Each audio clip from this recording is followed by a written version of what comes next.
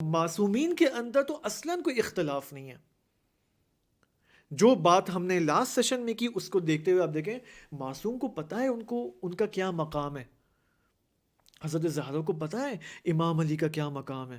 فقط شوہر نہیں ہے، معمولی شوہر نہیں ہے، امام ہے، علم لدنی ہے ان کے پاس، علم غیب ہے، فضائل ملکوتی ہیں امام کے پاس. ایسا شوہر ہے میرا. حضرت زہرا یوں دیکھ رہی ہیں، امام علی بھی یوں دیکھ رہے ہیں اپنی وائف کو کہ ان کے کیا فضائل ہیں، لہٰذا ان کے درمیان کوئی اختلاف پیش نہیں آ سکتا، پاسبل نہیں ہے. اب فی الحال ہم آگے بڑھتے ہیں اینڈ اب اس روایت کو دیکھتے ہیں. میں آپ سے ریکویسٹ کروں گا، ممکن ہے یہ سیشن تھوڑا سا طولانی ہو جائے، لیکن چونکہ تھوڑا ٹیکنیکل سیشن ہے تو میں آپ کو انویٹیشن دوں گا کہ تھوڑا دقت سے توجہ کے ساتھ، آپ کو بیچ میں ریکارڈنگ ہے نا، آپ کو بیچ میں پاز کرنا ہے پاز کر لیں، لیکن اس سیشن کو دقت سے سنیں. اوکے، یہاں پر تھوڑا سا ٹیکنیکل مسائل ہیں. اب یہ سب ابھی تک جتنی بھی باتیں آپ کے سامنے پیش کی، اب آتے ہیں اس روایت کے اندر جو کہ اہل سنت کی ہمیں کتابوں میں ہمیں ملتی ہے. مثلا یہ وہ روایت ہے کہ صحیح بخاری کے اندر بھی موجود ہے، صحیح مسلم کے اندر بھی موجود ہے، اور دیگر اہل سنت کی بڑی کتابوں میں یہ موجود ہے. اب آپ دیکھیں یہ روایت یوں ہے کہ امیر المؤمنین علیہ السلام، اب میں اہل سنت کی رپورٹنگ کر رہا ہوں آپ کے سامنے، اس کو غور سے سنیں. امیر المؤمنین علیہ السلام جاتے ہیں، علی علیہ السلام جاتے ہیں ابو جہل کی بیٹی کے رشتے کے لیے. ایک طرف سے امام علی اور حضرت زہرا کی شادی ہو چکی ہے، شادی کے بعد ایک ایسا موقع آتا ہے کہ علی جاتے ہیں ابو جہل کی بیٹی جویریہ کے رشتے کے لیے. ابو جہل کون ہے؟ دشمن سرسخت اہل البیت علیہم السلام، دشمن محمد. ٹھیک، اس دشمن کی بیٹی کے رشتے کے لیے جاتے ہیں علی علیہ السلام، یہ اہل سنت کی روایت میں. اب پھر حضرت زہرا سلام اللہ علیہ کو جب پتہ چلا کہ علی جو ہے وہ چلے گئے ابو جہل کی بیٹی کے رشتے کے لیے، تو حضرت زہرا سلام اللہ علیہ نے یہ فرمایا، فشککت الی نبی صلی اللہ علیہ وآلہ وسلم، میں گئی نبی صلی اللہ علیہ وآلہ وسلم کے پاس شکایت کرنے علی کی. پیغمبر اکرم صلی اللہ علیہ وآلہ وسلم بہت ناراض ہوئے علی سے، اور اس قدر ناراض ہوئے کہ وہ فوراً گئے ممبر کے اوپر، اور ممبر پر گئے. اب میں آپ کے سامنے یہ دیکھیں، یہ ٹیکسٹ بھی میں اس میں سے کچھ پڑھ لوں تو بہتر ہے تاکہ واضح ہو جائے کہ کیا بات ہو رہی ہے. ممکن ہے میں بیچ میں 10 سیکنڈ کے لیے کچھ نہ بولوں، تاکہ کیونکہ بالآخر یہ ریسرچ پیپر بھی جو بعض اساتذہ نے لکھا ہے کافی طولانی ہے، اور یہ ایسی روایت ہے کہ اہل سنت کی ایک کتاب میں درج نہیں ہے، بلکہ مختلف کتابوں میں یہ روایت آئی ہے، مختلف اسناد اور سندوں کے ساتھ. اب مثلا نبی اکرم صلی اللہ علیہ وآلہ وسلم جاتے ہیں کہ اور فرماتے ہیں کہ ان علی آذانی، علی نے ہمیں اذیت پہنچائی ہے، بلکہ آذانی، مجھے اذیت پہنچائی ہے، مجھے علی نے ڈس اپوائنٹ کیا ہے کہ وہ گئے اور ابو جہل کی بیٹی کا رشتہ مانگنے گئے. پھر عجیب بات ہے، دیکھیں یہ روایت یہاں پر ہے، دیکھیں پھر نبی اکرم کیا فرماتے ہیں اس جملے کے بعد کہ علی نے مجھے اذیت پہنچائی. پھر فرمایا نبی اکرم نے کہ ان فاطمہ منی، فاطمہ میرا ٹکڑا ہے، مجھ سے ہے. وَأَنَا أَتَخَوَّفُ أَن تُفْتَنَ فِي دِينِهَا، اور مجھے خوف ہے کہ فاطمہ مثلا کسی فتنے کے دوچار نہ ہو جائے. دیکھیں اپنے فاطمہ اپنے دین میں کسی فتنے سے دوچار نہ ہو جائے، نبی اکرم یہ فرما رہے ہیں. نعوذ باللہ، یہ اب اہل سنت کی روایت میں آپ کے سامنے نقل کر رہا ہوں بالآخر. ٹھیک، پھر ثم ذکر سحرا له من بنی عبد الشمس فاثنى علیہ فیہا، پھر نبی اکرم صلی اللہ علیہ وآلہ وسلم نے اپنے ایک داماد جس کا نام جو بنی عبد الشمس سے تھا، اپنے اس داماد کی تعریف کرتے ہیں اور کہتے ہیں یہ بہت اچھا داماد ہے میرا، یہ بہت سچا ہے. علی کو دیکھو علی نے کیا کیا، وہ تو چلا گیا اور کیا نام ہے ابو جہل کی، میرے دشمن کی بیٹی سے رشتہ مانگنے گیا. لیکن یہ دیکھو اب بنی عبد الشمس سے جو میرا داماد ہے یہ اپنے وعدے پر جو ہے وفادار ہے. پھر ایک اور روایت میں جو کہ ایک اور اسی سند میں جس میں میں ابھی آپ کے سامنے جب یہ سند پیش کروں گا اس میں نبی، یہ جو آپ نے روایت نہیں سنی ہے مشہور بھی ہے، اہل سنت کے اندر بھی مشہور ہے، شیعہ کے اندر بھی مشہور ہے کہ فاطمہ میرا ٹکڑا ہے، جس نے فاطمہ کو اذیت پہنچائی اس نے مجھے اذیت پہنچائی، جس نے مجھے اذیت پہنچائی اس نے خدا کو اذیت پہنچائی. اہل سنت اس روایت کو یہاں فٹ کر رہے ہیں اس واقعے کے اندر کہ علی نے ایسا کام کیا ہے کہ فاطمہ کو اذیت پہنچائی ہے، اور فاطمہ کو اذیت پہنچانا مجھے اذیت پہنچانا ہے، مجھے اذیت پہنچانا خدا کو، معاذ اللہ، نعوذ باللہ. اچھا اب یہ ہم ایکسپرٹس، تاریخی ایکسپرٹس فرماتے ہیں کہ یہ روایت 100% 100% جھوٹ ہے. اگر میں آپ کو شیعہ اہل تشیع کے مبانی اور اصول کے مطابق بات کروں تو وہ بات ہم کر چکے ہیں کہ معصومین کے اندر کوئی اختلاف پیش نہیں آ سکتا. دوسری پرابلم جو موجود ہے وہ یہ کہ ہم جس طرح اپنے ائمہ علیہم السلام، امام علی، امام حسن اور آخر تک امام مہدی علیہ السلام تک اور جتنے بھی تمام اہل البیت علیہم السلام ہیں، ہم جس طرح ان کے مقامات معنوی اور فضائل معنوی کے قائل ہیں، اہل سنت نہیں ہیں اس طرح سے. اہل سنت، ہمارے محترم اہل سنت بھائی اور علماء امام علی کو مثال کے طور پر اور حضرت زہرا سلام اللہ علیہ کو صحابہ کی ردیف میں دیکھتے ہیں، اور وہ کہتے ہیں، آپ خود اب میں نے خود انجینئر مرزا کو سنا ہے یوٹیوب پہ، آپ خود دیکھ سکتے ہیں. اگر اب میرے پاس آئی تھنک ان کا جو یوٹیوب پہ چینل کے پہ جائیں آپ، مسئلہ نمبر 155 یا 156 ہے، مجھے یاد نہیں ہے، ایسا ہی کچھ تھا، 3 گھنٹے کا سیشن تھا.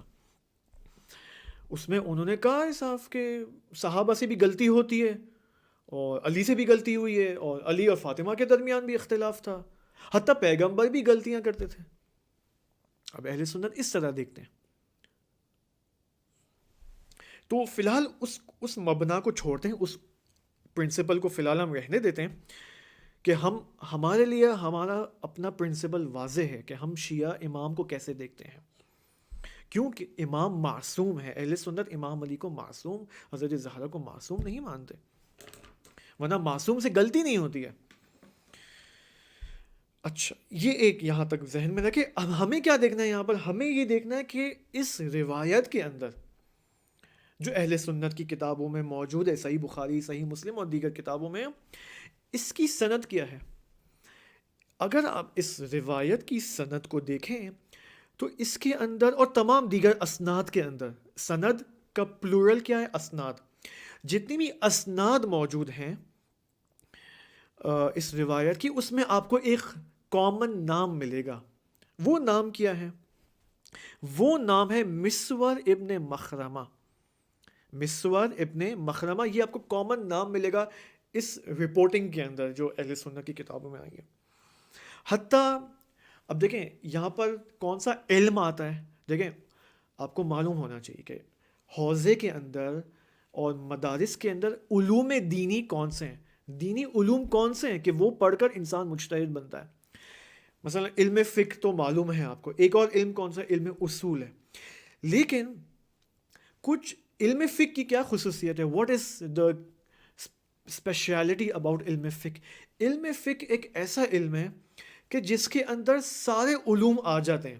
یعنی علم فقہ اگر کوئی طالب علم سمجھنا چاہتا ہے تو اس کو علم ادبیات عرب بھی پڑھنا ضروری ہے، علم منطق کو بھی سمجھنا ضروری ہے، علم اصول فقہ پڑھنا ضروری ہے، علم رجال اور دیگر جتنے بھی علوم حدیث ہیں. علوم حدیث کے اندر علم رجال ہے اور مشکل الحدیث ہے، فقہ الحدیث ہے. یہ سب کچھ انسان کیوں سمجھنے کی کوشش کرتا ہے ان علوم کو؟ تاکہ روایات کو سمجھنے کی کوشش کریں، تاکہ معلوم ہو کہ معصوم کیا فرمانا چاہ رہے ہیں، معصوم کی مراد اور معصوم کے حقیقی مقصد تک جو اس معصوم نے اپنے کلام کے اندر بیان کرنے کی کوشش کی ہے، اس کے حقیقی معنی کو سمجھنے کے لیے یہ سارے علوم پڑھنے کی ضرورت ہے۔ اس میں سے ایک علم کیا ہے؟ علم رجال۔ علم رجال کا کام کیا ہے؟ علم رجال کا کام یہ ہے کہ وہ آتا ہے ہر روایت کے اندر، بالآخر کوئی سند ہوتی ہے نا، کچھ راوی ہوتے ہیں، کچھ محدث ہوتے ہیں، البتہ راوی بہتر اصطلاح ہے، راوی ہوتے ہیں، مثلا راوی نمبر 1، راوی نمبر 2، راوی نمبر 3، اور ممکن ہے یہ جو جتنے بھی راوی ہوتے ہیں یہ ایک سند بناتے ہیں۔ مثلا مسٹر اے نے مسٹر بی سے نقل کیا، مسٹر بی نے سی سے نقل کیا، سی نے ڈی سے نقل کیا، اور ڈی نے امام معصوم سے نقل کیا۔ یہ پوری چین کیا ہے جو کہ امام معصوم تک پہنچ رہی ہے، یہ اس کو کہتے ہیں سند۔ مثال کے طور پر محمد ابن یحییٰ نے احمد ابن محمد سے نقل کیا، احمد ابن محمد نے فلاں سے نقل کیا، اور اس فلاں نے امام صادق سے نقل کیا۔ یہ کیا؟ اب یہ جو امام صادق تک یہ چین پہنچ رہی ہے، اس کو ہم کہتے ہیں سلسلہ سند۔ سند کا یہ سلسلہ ہے۔ اب علم رجال کا کام کیا ہے؟ علم رجال اور باقی اور بھی علوم، ان کا کام یہ ہے کہ ایک ایک راوی کو چیک کریں، یہاں پر اس کی پرسنالٹی کیسی ہے، آیا یہ سچا ہے، آیا علماء نے اس کو کنڈیم کیا ہے، کیا آیا شیعہ ہے، سنی ہے، زیدیہ ہے، فلاں اسماعیلی ہے، کیا ہے؟ یہ پوری ایک کرائٹیریاز یہاں پر سیٹ ہوتے ہیں۔ اب علم رجال ظاہر سی بات ہے اہل سنت میں بھی موجود ہے، شیعہ میں بھی موجود ہے، سب پڑھتے ہیں۔ مسور ابن مخرمہ جو کہ اس سند کے اندر، اس روایت کی سند میں یہ موجود ہے، یہ شخص، یہ وہ شخص ہے کہ حتیٰ اہل سنت کے علم رجال کے ایکسپرٹس نے اس کو جو ہے سچا نہیں سمجھا ہے، وہ کہتے ہیں یہ راوی سچا نہیں ہے۔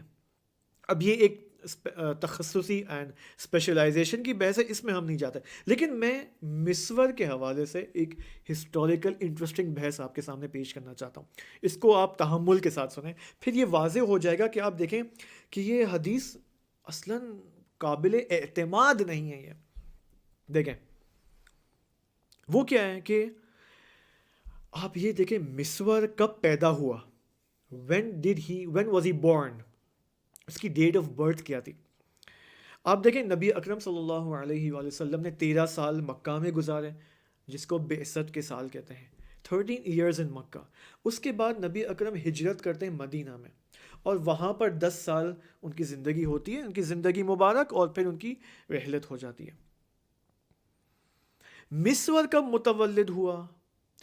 مسور رسول اکرم صلی اللہ علیہ وآلہ وسلم کے مدینہ جانے کے 2 سال بعد مکہ میں پیدا ہوتا ہے۔ اوکے، اگر آپ کو لکھنا یہ لکھ لیں تاکہ آپ کنفیوز نہ ہوں۔ اوکے، نبی اکرم مدینہ آ چکے ہیں، ہجرت ہو چکی ہے، 2 years ان مدینہ، مسور پیدا ہوتا ہے مکہ میں۔ اوکے، اب نبی اکرم صلی اللہ علیہ وآلہ وسلم 8 سال بعد رحلت فرماتے ہیں۔ اوکے، جب نبی اکرم کی رحلت ہوتی ہے، وفات ہوتی ہے، تو آپ مجھے خود بتائیں، کیلکولیشن کریں آپ، مسور کتنے سال کا ہوگا؟ مسور کتنے سال کا ہوگا؟ مسور تقریباً 8 سال کا ہوگا، صحیح؟ اچھا، اب یہ جو روایت کہتی ہے کہ علی علیہ السلام ابو جہل کی بیٹی کا رشتہ مانگنے گئے، یہ کب ہوا ہوگا؟ یہ نبی کی رحلت سے تقریباً 2 یا 3 سال پہلے یا 4 سال پہلے پیش آیا ہوگا۔ بالفرض کہ امام علی گئے، ہم اہل سنت کی روایت کو مان لیتے ہیں بالفرض کہ امام علی جاتے ہیں ابو جہل کی بیٹی، ابو جہل جو کہ دشمن ہے رسول خدا ہے، امام علی جاتے ہیں ان کے بیٹی کے رشتہ مانگنے کے لیے۔ تو یہ جب کب واقعہ پیش آیا، یہ قصہ کب پیش آیا؟ نبی کی رحلت کے 2 یا 3 سال پہلے۔ تو اس زمان میں، اس ٹائم میں مسور کتنے سال کا تھا؟ تقریباً 5 سال کا تھا مسور۔ اوکے، مسور کی عمر 5 سال تھی۔ اب سب سے پہلا اشکال یہی ہے کہ ایک 5 سال کا بچہ جو اس روایت کو نقل کر رہا ہے، جو خود کہتا ہے کہ میں نے نبی اکرم سے منبر پہ سنا ہے، تو 5 سال کا بچہ ان ایشوز کو سمجھ سکتا ہے کہ علی گئے اور رشتہ مانگنے، میرج کے ایشوز کو سمجھ سکتا ہے 5 سال کا بچہ؟ نہیں سمجھ سکتا۔ اگر مسور 8 یا 9 سال کا بھی ہو پھر بھی اس کی کھیلنے کی عمر ہے. بالآخر 8 سال کا بچہ 9 سال کا بچہ کھیلتا ہے. اب ایسا بچہ پھر بھی سمجھ سکتا اگر مسور فرض کر 8-9 سال کا بھی ہو تو بھی کیا مسور سمجھ سکتا ہے ان مسائل کو؟ نہیں سمجھ سکتا. اچھا یہ پہلا اشکال. دوسرا اشکال کیا ہے؟ دوسرا اشکال اس سے بھی بڑا اشکال ہے. مسور نے کیا کہا؟ مسور نے کہا کہ میں نبی اکرم کے ممبر سے میں نے خود نبی اکرم کو سنا ہے اور اس وقت بہت سارے لوگ تھے اس مسجد میں.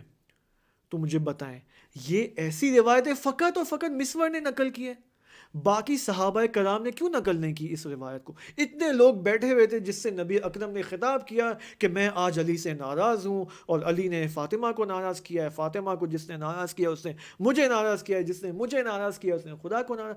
اتنے لوگ مسجد میں بیٹھے ہوئے ہیں اور اس روایت کا نقل کرنے والا فقط اور فقط مسور ہے.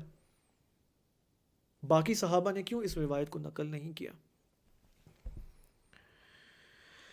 اور بھی اشکالات ہیں مسور کے بارے میں، اور بھی اشکالات. یعنی اگر یہ جو 16 پیج کا ریسرچ پیپر ہے اینڈ تحقیقی جائزہ ہے مسور کے بارے میں، اس کی پرسنالٹی کے بارے میں، تو عجیب و غریب ہے. یعنی مسور خود عبداللہ ابن زبیر کے ساتھیوں میں سے تھا. یہ مسور ایسی شخصیت تھی کہ خوارج کا مسور کے ساتھ بہت کلوز کنیکشن تھا اور اچھا ریلیشن شپ تھا خوارج کا مسور کے ساتھ. اسی طرح مسور کے بارے میں اگر میں اور ایک چیز بتاؤں کہ آپ یہ سند دیکھیں، یہ چین دیکھیں آپ، تو اس چین میں جس میں مسور تو نقل کر رہا ہے خود بقول خود مسور کے کہ میں نے نبی سے سنا، اس سلسلے چین میں اور کون لوگ موجود ہیں؟ دیکھیں محمد ابن مسلم زہری یا زہری موجود ہے. یہ ایسی سند ہے جس میں ایسے لوگ موجود ہیں، ایسے راوی موجود ہیں جو اہل البیت کے 100% دشمن ہیں. ان کی دشمنی معروف ہے اہل البیت کے ساتھ. اب آپ دیکھیں کن لوگوں نے مثلا مسور سے نقل کیا، جیسے محمد ابن مسلم زہری یا زہری. یہ کون تھا؟ محمد ابن مسلم وہ شخص تھا جو بنی مروان کی حکومت کا درباری مولوی تھا. درباری ملا یا درباری مولوی، یعنی اس بنی مروان کی گورنمنٹ کا عالم دین تھا، فقیہ تھا یہ، یعنی باقاعدہ عالم دین تھا، جس کو آپ کہتے ہیں نا اپنی ہم عوامانہ زبان میں پائے کا عالم تھا. اوکے، پہنچا ہوا عالم تھا. یہ ایسا عالم تھا محمد ابن مسلم زہری یا زہری. یہ ایسا شخص ہے کہ امام سجاد علیہ السلام نے اس کو خط لکھا تھا، اور خط میں امام سجاد نے اس کو مفصل خط ہے، اس میں ایک جملہ امام نے یہ فرمایا کہ اے محمد ابن مسلم زہری، تو نے بنی مروان کی حکومت کی اس قدر خدمت کی ہے، اتنی خدمت کی ہے جتنی بنی مروان کے منسٹرز نے اس کی خدمت نہیں کی ہے. امام سجاد کا خطاب دیکھیں اس عالم درباری کو. اور اس کے بارے میں یہ بھی کہا جاتا ہے کہ یہ امیر المؤمنین علی علیہ السلام کے مشہور دشمنوں میں سے تھا، یعنی بہت دشمنی کرتا تھا امام علی سے. اب آپ دیکھیں راوی کیا کہتا ہے یہاں پر. راوی کہتا ہے کہ شہید تو میں نے خود دیکھا، میں نے خود مشاہدہ کیا، شہید تو مسجد المدینہ فاذا، میں نے مسجد نبی کے اندر دیکھا کہ فاذا الزہری وعروۃ بن زبیر، فاذا الزہری وعروۃ بن زبیر، میں نے خود زہری کو دیکھا اور عروہ ابن زبیر کو دیکھا، جالسانی، دونوں بیٹھے ہوئے مسجد کے اندر، یذکران علی فنال منہ، علی کے بارے میں بدگوئی کر رہے ہیں، علی کے بارے میں بد الفاظ اور بری باتیں کر رہے ہیں امام علی کے بارے میں. البتہ بعض روایت کے اندر یہ بھی ہے کہ یہ دونوں شخصیات مسجد کے اندر بیٹھ کر زور زور سے بات کر رہے ہیں، امام علی کی برائی کر رہے ہیں. یہ ایک شخص ہے. دوسرا کون ہے؟ ابو علی حسین ابن علی ابن یزید بغدادی، جس کو کرابیسی کہا جاتا ہے. یہ بھی اس سند میں موجود ہے جس سند میں مسور ہے. یہ کون ہے؟ اب یہ بھی ایک فرقہ ہے جس کا نام مجبرہ ہے، اس سے اس کا تعلق ہے، اور علم فقہ کا بھی یہ پڑھا ہوا ہے، لیکن امام علی کی نسبت اس کے دل میں کینہ موجود تھا. ٹھیک ہے. اب آپ دیکھیں اور بھی مسائل ہیں، اور بھی باتیں ہیں، میں ابھی یہاں پیش نہیں کرنا چاہ رہا ہوں، لیکن آپ دیکھیں سند کے اندر یہ اشکال ہے، ایسے ایسے دشمن اہل البیت بیٹھے ہوئے. تو کیا مثلا انجینئر مرزا صاحب نے اس روایت کو نہیں پڑھا ہے صحیح بخاری میں؟ یعنی جو بھی صحیح بخاری میں نقل ہوا وہ سب ٹھیک ہے؟ عجیب بات یہ، آپ خود یعنی ہم سوچیں کہ یہ جو جھوٹ ہے یہ کیوں ابو جہل کی بیٹی کی نسبت اس جھوٹ کو جعل کیا گیا، بنایا گیا، اور ٹھیک ہے کیوں اس کو نقل کیا گیا؟ نقل سے مراد نقلی، فیک. کیوں اس فیک سٹوری کو ابو جہل کی بیٹی کے ساتھ، جو کہ دشمن سرسخت اہل البیت ہے؟ ابو جہل کون ہے؟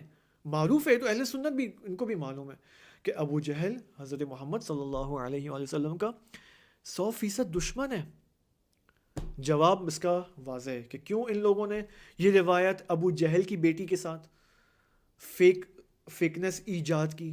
کیونکہ ابو جہل اس کی دشمنی نبی اکرم کے ساتھ ہے، اور علی گئے ہیں ابو جہل یعنی دشمن نبی اکرم کی بیٹی کا رشتہ ماننے کے لیے. در نتیجہ رزلٹ کیا ہوگا، بس علی بھی محمد و آل محمد کے ساتھ وفادار نہیں ہے. نعوذ باللہ.